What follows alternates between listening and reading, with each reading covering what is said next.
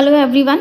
ITR filing start करने से पहले आपको कुछ बेसिक बातें ध्यान रखनी है, वरना आपका आईटीआर डिफेक्टिव भी हो सकता है और आपके पास इनकम टैक्स से नोटिस भी आ सकता है। जब भी आप अपना आईटीआर फाइल करने बैठेंगे तो सबसे पहले आपको कुछ ज़रूरी काम कर लेने हैं। चलिए स्टार्ट करते हैं आज का वीडियो और देखते हैं कि क्या चीज़ें आपको ध्यान में रखनी है। तो सबसे पहले जब भी आप अपनी आईटीआर फाइल करने बैठेंगे तो आपको सबसे पहला काम करना है, अपने 26AS को डाउनलोड करना है। एक्सेल यूटिलिटी आ चुकी है जिसमें कि आप एक्सेल फाइल को डाउनलोड करके अपनी आईटीआर फाइल कर सकते हैं ऑफलाइन मोड से। ऑनलाइन मोड जल्दी ही शुरू हो जाएगा विद इन अ वीक। सबसे पहला काम आपको करना है कि आपको 26AS को डाउनलोड करना है। तो इसके लिए हम अकाउंट में लॉगिन कर लेते हैं। लॉगिन के लिए आपको यहाँ पर टैब मिलता है, लॉगिन करेंगे, यहाँ से अपना पैन नंबर और पासवर्ड देंगे। लॉगिन करने के बाद हम डैशबोर्ड पर आ जाते हैं। यहाँ पर हमें ई फाइल में जाना है। यहाँ पर हम इनकम टैक्स रिटर्न्स पर जाएंगे और यहाँ हमें मिलता है व्यू फॉर्म 26AS। कंफर्म करेंगे, आई अग्री, प्रोसीड करेंगे। यहाँ पे टैक्स क्रेडिट स्टेटमेंट, यहाँ पे हम असेसमेंट ईयर सेलेक्ट कर लेंगे 23-24। सेलेक्ट करेंगे HTML, डाउनलोड। ये हमारा फॉर्म 26AS आ गया है। इसमें हमें क्या मिलता है, जहाँ से भी हमारा TDS डिडक्ट हुआ है या फिर हमारा TCS कलेक्ट हुआ है वो इन्फॉर्मेशन हमें यहाँ से मिलती है। ये फॉर्म अब चेंज कर दिया गया है। यहाँ पर आपको सिर्फ TDS और TCS की ही डिटेल मिलेगी। आपकी बाकी जितनी भी डिटेल्स हैं, जैसे कि हाई वैल्यू ट्रांजैक्शंस जो पहले यहाँ रिफ्लेक्ट हुआ करते थे, या फिर आपके रिफंड के अमाउंट, या फिर सेल्फ असेसमेंट टैक्स अगर आप पे करते थे या एडवांस टैक्स पे करते थे तो उसकी डिटेल्स मिल जाती थी, BSR कोड, चालान नंबर, डेट ऑफ डिपॉजिट, वो सारी चीज़ें अब आपको यहाँ पर नहीं मिलेंगी। ये सारी चीज़ें आपको दूसरे डॉक्यूमेंट में मिलेंगी जो कि है एनुअल इन्फॉर्मेशन स्टेटमेंट। तो 26AS में आपको सिर्फ TDS मिलेगा। जब हम नीचे स्क्रॉल करेंगे तो यहाँ पर जहाँ कहीं से भी आपका TDS डिडक्ट हो रहा है वो इन्फॉर्मेशन आ जाएगी। सैलरी से हो रहा है तो आपको यहाँ पार्ट 1 में दिखेगा, और अगर FD से हो रहा है तो पार्ट 2 में आता है। पार्ट 2 में उन FDs का आता है जिनके लिए आपने 15G या 15H सबमिट किया हुआ है। अगर आपने 15G या 15H सबमिट नहीं किया है बैंक में तो वो FD का इंटरेस्ट भी आपका यहाँ पार्ट 1 में ही दिखेगा। और जब आप इन प्लस के साइंस पर क्लिक करेंगे तो यहाँ पे डिटेल्ड ओपन हो जाएंगी। अब आपको दूसरा काम क्या करना है यहाँ पर, कि आपको चेक करना है कि आपके चारों क्वार्टर की इनकम यहाँ पर रिफ्लेक्ट हो रही है कि नहीं। जैसे कि हम यहाँ पर देख सकते हैं कि यहाँ पर अभी सिर्फ दिसंबर तक की इन्फॉर्मेशन रिफ्लेक्ट हो रही है, यानी कि जो जनवरी से मार्च तक का क्वार्टर है उसकी इन्फॉर्मेशन यहाँ पर नहीं है। तो हमें अभी अपनी रिटर्न फाइलिंग नहीं करनी है अब, क्योंकि इनकम टैक्स डिपार्टमेंट ने फॉर्म्स को, आईटीआर फॉर्म्स को रिलीज़ कर दिया है, ऑफलाइन मोड आ गया है। तो इसका ऐसा मतलब बिल्कुल भी नहीं है कि आप जल्दी से अपनी आईटीआर को फाइल कर दें। आपको सोच समझ के ये काम करना है और सारी इन्फॉर्मेशंस कंप्लीट होने के बाद ही अपनी आईटीआर को फाइल करना है। तो यहाँ पर अभी जैसे कि देख रहे हैं कि TDS अपडेट नहीं है, और अभी बहुत सारे 90% केसेस में ये TDS नहीं मिलेगा, क्योंकि जनवरी से मार्च तक की जो TDS रिटर्न होती है उसकी लास्ट डेट 31 मई होती है। तो 31 मई के आसपास जब TDS रिटर्न फाइल होंगे तभी ये 26AS में रिफ्लेक्ट होंगे। तो पहला काम था 26AS को डाउनलोड करना। दूसरा काम है कि आपको यहाँ पर TDS की एंट्रीज को चेक करना है।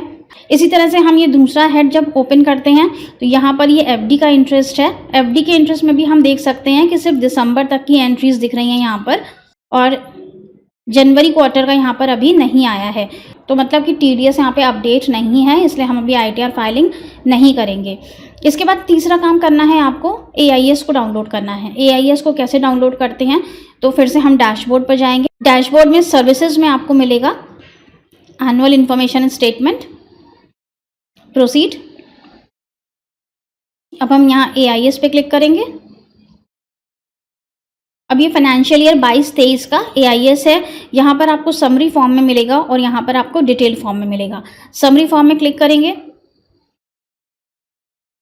तो यहाँ पर ये इस तरह से रिफ्लेक्ट होता है। सैलरी से इनकम है, डिविडेंड है, इंटरेस्ट फ्रॉम डिपॉजिट है। यहाँ पर अगर आपकी और भी कोई इनकम है तो वो भी रिफ्लेक्ट हो जाएंगी। हाई वैल्यू ट्रांजैक्शंस भी आ जाएंगे। एडवांस टैक्स या सेल्फ असेसमेंट टैक्स आपने पे किया होगा तो वो भी यहाँ पर आ जाएगा। कोई अपने शेयर्स की सेल परचेज की है, या फॉरेन रेमिटेंस है, या फिर प्रॉपर्टी की सेल परचेज है, या फिर GST का टर्नओवर है, या GST की परचेज है, तो वो सब भी यहाँ पर रिफ्लेक्ट हो जाएगी। और आपको अपनी जो आईटीआर फाइल करनी है वो एआईएस के अकॉर्डिंग ही फाइल करनी है। यहाँ पर आपको जो भी इंफॉर्मेशंस दिख रही हैं, सेल ऑफ शेयर्स की दिख रही है, प्रॉपर्टी सेल की दिख रही है या हाई वैल्यू ट्रांजैक्शंस दिख रहे हैं, तो वो सारे आपके आईटीआर में भी रिफ्लेक्ट होने चाहिए। अब कई बार ऐसा होता है कि यहाँ पर गलत इन्फॉर्मेशंस भी रिफ्लेक्ट हो जाती हैं, जैसे कि एआईएस में आपकी शेयर सेल्स की गलत इन्फॉर्मेशन दिख रही है या प्रॉपर्टी परचेज या सेल का गलत अमाउंट दिख रहा है। तो गलत इन्फॉर्मेशंस के लिए आप यहाँ पर फीडबैक सबमिट कर सकते हैं, लेकिन फीडबैक आपको पहले सबमिट करना है, उसके बाद आपको अपनी आईटीआर फाइल करनी है। फीडबैक सबमिट कैसे करते हैं, लास्ट ईयर हमने डिटेल वीडियो अपलोड किया था। इस बार भी जैसे ही फॉर्म्स ऑनलाइन होंगे तो हम डिटेल वीडियो अपलोड करेंगे कि फीडबैक कैसे सबमिट करना है। यहाँ पर आपको शॉर्ट में बता देते हैं। आप एआईएस पर जाएंगे जहाँ पर कि आपको डिटेल्ड फॉर्म में सब कुछ मिलता है और यहीं से फीडबैक भी सबमिट किया जाता है। नीचे स्क्रॉल करेंगे तो यहाँ पर आपको इन्फॉर्मेशंस मिलती हैं। अब मान लेते हैं कि आपके सैलरी के हेड में आपको प्रॉब्लम है, जो कि इनकम है वो मैच नहीं कर रही है आपके फॉर्म 16 से, तो आप यहाँ पे क्लिक करेंगे। इसके बाद नीचे स्क्रॉल करेंगे तो यहाँ पे सैलरी की पूरी डिटेल्स आ रही हैं। ये चीज़ आप किसी भी इनकम हेड के साथ कर सकते हैं। हम यहाँ पर फॉर एग्जाम्पल सैलरी को लेके चल रहे हैं। अब हम सबसे लास्ट में आएंगे यहाँ पर, तो यहाँ पर हमें एक फीडबैक का ऑप्शन मिलता है। यहाँ पे लिखा हुआ है स्टेटस और ये साइड में लिखा है फीडबैक और यहाँ पे लिखा है ऑप्शनल। तो यहाँ पे हम क्लिक करेंगे जब ऑप्शनल पर, तो ये इस तरह से यहाँ पर चूज फीडबैक टाइप ओपन होता है। यहाँ पे एरो से सेलेक्ट करेंगे तो यहाँ पर हमें काफ़ी सारे ऑप्शंस मिल जाते हैं। Information is correct, income is not taxable, information is not fully correct, information relates to other PAN. तो जो भी आपके केस में यहाँ पर हो आप उसे सेलेक्ट करके यहाँ पे सबमिट कर सकते हैं, तो आपका फीडबैक सबमिट हो जाएगा। तो यहाँ से आप एक तरह से सेफ हो जाते हैं कि फ्यूचर में इन केस आपके पास कोई नोटिस आता है तो आप कह सकते हैं कि आपने फीडबैक सबमिट किया था कि ये इन्फॉर्मेशन आपसे रिलेट नहीं करती है, इनकम यहाँ एआईएस में गलत शो हो रही है। इसके बाद बात करते हैं अपने 4th पॉइंट की। चौथा आता है हमारा फॉर्म 16। जब तक आपको फॉर्म 16 नहीं मिल जाता है आपको अपनी रिटर्न फाइलिंग को नहीं करना है। फॉर्म 16 आने के बाद आपको कंपेयर करना है कि जो इन्फॉर्मेशन फॉर्म 16 में डिस्प्ले हो रही हैं वही आपके फॉर्म 26 AS और AIS में भी डिस्प्ले होनी चाहिए। कई बार दोनों डॉक्यूमेंट्स में मिसमैच हो जाता है। फॉर्म 16 में आपका TDS ज़्यादा दिख रहा है, लेकिन जब आप पोर्टल पर ओपन करते हैं तो वहाँ पर आपका TDS कम दिख रहा है। तो ये मिसमैच क्यों होता है, इसका बहुत बड़ा रीज़न है आपके फॉर्म 16 में जो भी TDS दिख रहा है वो आपके एम्प्लॉयर ने आपका डिडक्ट तो कर लिया, लेकिन एम्प्लॉयर ने उसे डिपॉजिट नहीं करवाया, या फिर डिपॉजिट करवाया भी तो वो गलत पैन में चला गया, इसीलिए वो आपके पोर्टल पर रिफ्लेक्ट नहीं हो रहा है। तो इसलिए ध्यान रखिएगा कि जितना भी TDS आपके फॉर्म 16 में दिख रहा है वो पूरा TDS आपका पोर्टल पर 26 AS और AIS में दिखना चाहिए। अगर वो 26 AS में नहीं दिख रहा है तो उसका रिफंड आप क्लेम नहीं कर पाएंगे। इसके लिए आप क्या कर सकते हैं, आपको अपने एम्प्लॉयर को कॉन्टैक्ट करना है और आपको एक एप्लीकेशन लगा के अपना फॉर्म 26 AS उन्हें अटैच करना है और उनसे कहना है कि आपका जो TDS काटा गया है वो पोर्टल पर रिफ्लेक्ट नहीं हो रहा है। और ये बहुत ज़रूरी स्टेप है, क्योंकि अगर आपने ऐसा नहीं किया तो ये जो TDS आपका काटा गया है इसका रिफंड आप क्लेम नहीं कर पाएंगे। और ITR फाइल तभी करें जब आपका फॉर्म 16 आपके 26 AS के साथ पूरी तरह से मैच कर रहा है। इसके बाद 5वां पॉइंट आता है ई-वेरिफिकेशन से रिलेटेड। ई-वेरिफिकेशन के रूल्स चेंज हो गए हैं असेसमेंट ईयर 22-23 से।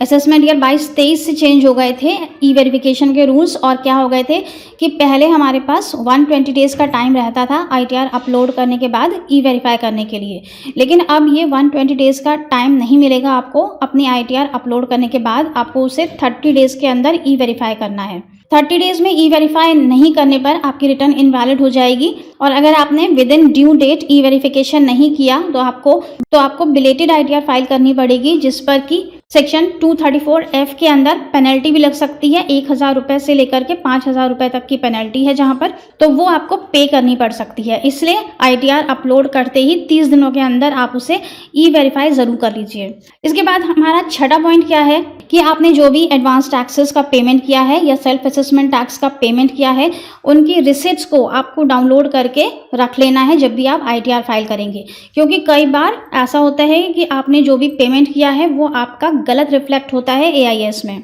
अगर एडवांस टैक्सेस का या सेल्फ असेसमेंट टैक्स का पेमेंट आपने किया और वो गलत रिफ्लेक्ट हो रहा है AIS में, तो अपना फीडबैक सबमिट कर दीजिए, या फिर आप ग्रीवेंस भी फाइल कर सकते हैं और वहाँ पर भी चालान की कॉपी अटैच कर सकते हैं। एडवांस टैक्स और सेल्फ असेसमेंट टैक्स अब आपको 26 AS में नहीं मिलेगा, ये आपको AIS में मिलेगा। और क्योंकि 26 AS से हमारा डेटा प्रीफिल्ड होता है ITR फॉर्म के अंदर, तो अब जब एडवांस टैक्स 26 AS में नहीं दिख रहा है तो आपका वो टैक्स का अमाउंट प्रीफिल्ड भी नहीं हो पाएगा। तो आपको ये जो सेल्फ असेसमेंट टैक्स है और एडवांस टैक्स है, अगर आपने पे किए हैं तो ये आपको मैनुअली एंटर करने होंगे अपने ITR फॉर्म में। इसलिए ध्यान रखिएगा कि आपको मैनुअली इन टैक्सेस को ITR फॉर्म में फिल करना पड़ेगा। 7 और लास्ट पॉइंट है हमारा शेयर्स स्टेटमेंट का। अगर आप शेयर ट्रेडिंग करते हैं स्टॉक मार्केट में, या म्यूचुअल फंड है आपके पास, या फिर आपने प्रॉपर्टी की सेल परचेज की है, तो उनके डॉक्यूमेंट्स भी आपको अपने पास रख लेने हैं। प्रॉपर्टी की सेल परचेज में तो एक लमसम अमाउंट रहता है, इसलिए वहां पर ज़्यादा गलती की गुंजाइश नहीं होती है, लेकिन शेयर्स वाले केस में ज़्यादातर मामलों में वहां पर गलत अमाउंट दिखता है। अगर आप अपनी शेयर स्टेटमेंट डाउनलोड करेंगे तो वहाँ पर जब आप चेक करेंगे तो आपकी सेल परचेज शेयर्स की कुछ और दिख रही होगी, और यहाँ पोर्टल पर AIS में कुछ और सेल परचेज दिखती है। तो आपको जो फाइलिंग करनी है वो आपको अपने शेयर्स स्टेटमेंट से करनी है, AIS से आपका कोई भी लेना देना नहीं है। यहाँ पर आप ITR फाइलिंग के टाइम पर बस एक बात ध्यान रखिएगा कि आपको एक्चुअल फिगर्स देनी है। आप अपने रियल डॉक्यूमेंट्स डाउनलोड करिए, और जो आपकी रियल इनकम है, जो आपके रियल डॉक्यूमेंट्स हैं, उनके बेस पर आपको सारी चीज़ें यहाँ शो करनी है। अगर कुछ डिफरेंसेस आ रहे हैं 26 AS में या AIS में, तो उसके लिए आप फीडबैक सबमिट करिए कि ये यहाँ पर गलत दिख रहा है। ऐसा नहीं है कि आपको AIS के अकॉर्डिंग अपनी सारी चीज़ें फाइल कर देनी है, भले ही वो गलत हों। तो ये हमारे 7 पॉइंट्स थे जो आपको ध्यान रखने हैं जब भी आप अपनी ITR फाइलिंग स्टार्ट करेंगे। और अगर आप ये 7 पॉइंट्स कंसिडर करेंगे तो कभी भी आपसे ITR फाइलिंग में कोई मिस्टेक नहीं होगी, और ना ही आपके पास कोई इनकम टैक्स से नोटिस आएगा। आई होप कि वीडियो आपके लिए यूजफुल रहा होगा। Thank you so much for watching this video. Channel को सब्सक्राइब करना मत भूलिएगा। वीडियो अच्छा लगा हो तो लाइक एंड शेयर जरूर कर दीजिएगा। मिलते हैं नेक्स्ट वीडियो में। Till then stay safe and healthy. Bye bye.